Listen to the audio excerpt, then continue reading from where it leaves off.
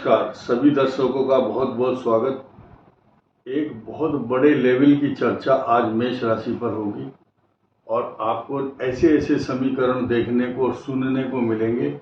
ये बहुत बड़ा राजयोग भी है और जो ग्रहों के बदलाव हो रहे हैं इस समीकरण को आपको किस ढंग से लेना है ये आपको सोचना है। निगेटिव चीज अपने मन में कोई भी धारणा नहीं करना है। हर चीज के दो पहलू होते हैं और उन पहलुओं को सकारात्मक ढंग से पॉजिटिव समझना जरूरी है। ये वीडियो मेष राशि मेष लग्न के लिए तो होगा ही, साथ ही साथ जिनकी कुंडली में अश्विनी भरणी और कृत्तिका नक्षत्र है उनके लिए तो खास होगा ही होगा। अब ये साढ़े की साढ़े साथी चल रही है। इस साढ़े साथी से चूंकि लोग डरते हैं, शनि की ढैया और साढ़े साथी से डरते हैं, जो परिणाम होंगे वो आप देखते रहेंगे और उन चुनौतियों का सामना भी करेंगे। लेकिन पहले से ही डर कर बैठ जाना ये कायर पुरुषों का काम होता है। जो आप बुद्धिमान व्यक्ति हैं, ज्ञानी हैं, हर चीज के प्लस माइनस को समझते हैं, तो डर कर बैठना नहीं है। अपने कर्म से विमुख नहीं होना है, कर्म को नहीं छोड़ना। रोज जैसे रूटीन है काम करने का आप कीजिए, भोजन करना है, आप कार्य क्षेत्र में जाना है, लेकिन सतर्क और सचेत रहना है कि आपके साथ कोई छल कपट बेईमानी धोखा ना हो और अपनी तरफ से कोई गलत कार्य ना करें। मैं यहाँ चर्चा करूंगा, मंगल मेष राशि का स्वामी है और इसका जो प्रकोप है, इस प्रकोप के साथ साथ आपको ये पॉजिटिव एनर्जी भी देगा।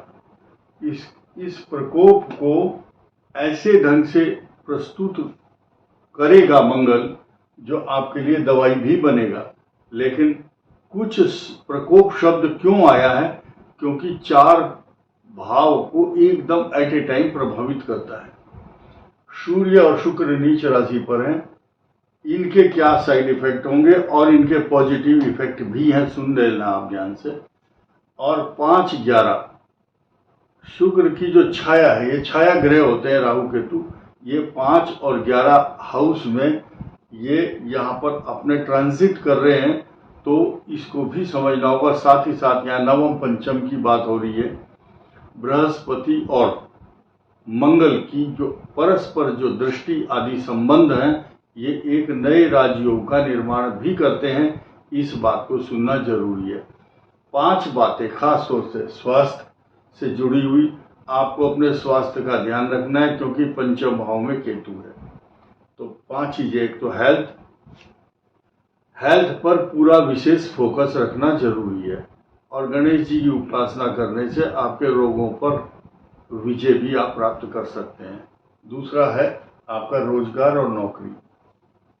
कुछ लोग रोजगार और नौकरी से रिलेटेड कुछ व्यवधान महसूस कर सकते हैं, खास तौर से जिनका यहाँ पर पाप ग्रह का साइड इफेक्ट होगा कुंडली के अंदर। लेकिन कुछ लोग विदेश में भी जाएंगे, खास तौर से वो लोग जो लगभग 96 के बाद पैदा हुए हैं, जिनका जन्म, और कुछ लोग 2002 से लेकर के 2002 से लेकर के और 2008 तक जिनका जन्म हुआ, उनका भी विदेश यात्रा का योग बन सकता है। लेकिन बिफोर 2000 जिनका जन्म हुआ है, उनका शनि यहाँ पर बैठा है तो विदेश यात्रा के लिए भेज देता है। आईटी कंपनी हो चाहे फाइनेंस से रिलेटेड मामले हों। और उसके बाद रोजगार आपका ठीक चलेगा।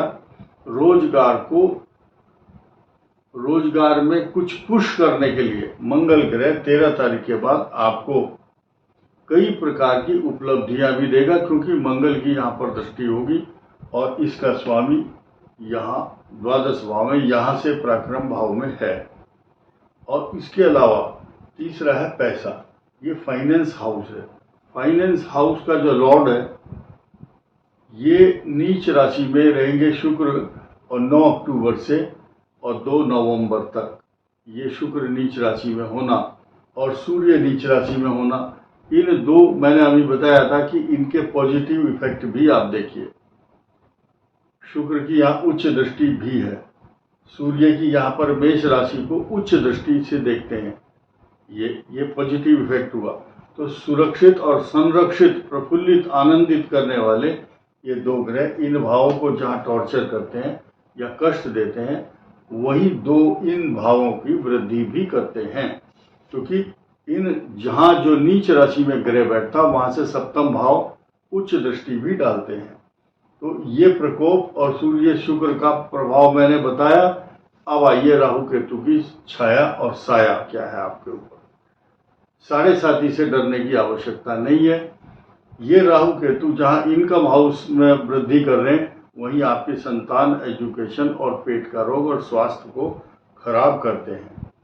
अब मैं मैरिज के ऊपर आता हूँ। शादी से रिलेटेड बहुत सारे भाई बहन बच्चे रोजगार और शादी को लेकर चिंतित रहते हैं, और बहुत से लोग संतान को लेकर के भी चिंतित रहते हैं, तो उस पर भी मैं आऊँगा।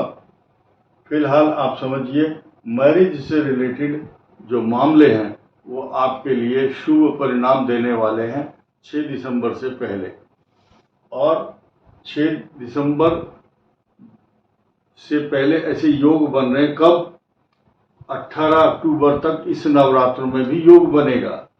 उसके बाद अक्टूबर, नवंबर, दिसंबर के बाद फिर यानी कि जून 2026 तक योग है, क्योंकि बृहस्पति की यहाँ विवाह से संबंधित संपन्न कराने की जिम्मेदारी है। और संतान से जुड़े हुए जो मामले हैं, जिनका विवाह हो चुका है, संतान अपेक्षित है, एक्सपेक्टेड है, तो उनकी अपेक्षाओं पर सन 2026 और 27 में उनकी मनोकामनाएं पूर्ण होंगी इस विषय में। और जो स्टूडेंट्स बड़ा एग्जाम देने की तैयारी में, खास तौर से जो प्रतियोगी परीक्षाएं होती है, कंपटीशन देते हैं एग्जाम, तो उनमें निर्भर करेगा कि आपकी इस समय राहु, बृहस्पति या शनि की महादशा चल रही, तो सफलता के द्वार खुलेंगे, विदेश भी जा सकते हैं।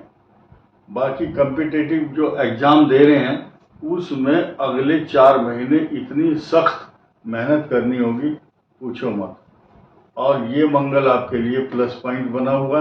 अष्टम मंगल जाने के बाद ये अच्छा परिणाम नहीं देगा, यानी कि इस मंगल का जो प्रभाव है वो 28 अक्टूबर के बाद अच्छे परिणाम नहीं देगा।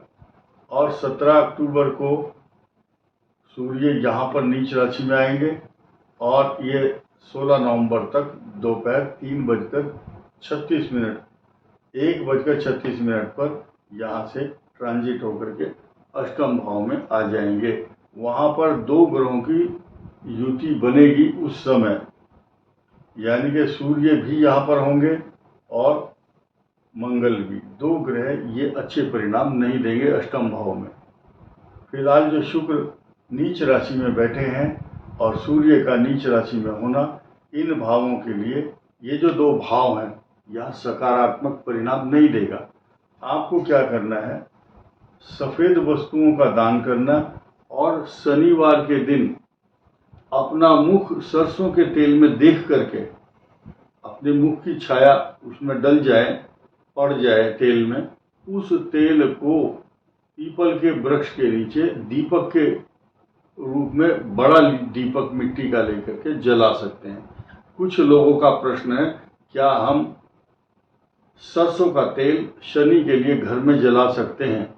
तो घर में छाया शनि की या राहु की नहीं होनी चाहिए, क्योंकि पीपल का वृक्ष जो है घर में कभी नहीं होता किसी के, तो इसलिए बाहर या किसी देव स्थान में जलाना शुभ रहेगा। इस वीडियो में इतना ही। धन्यवाद, नमस्कार।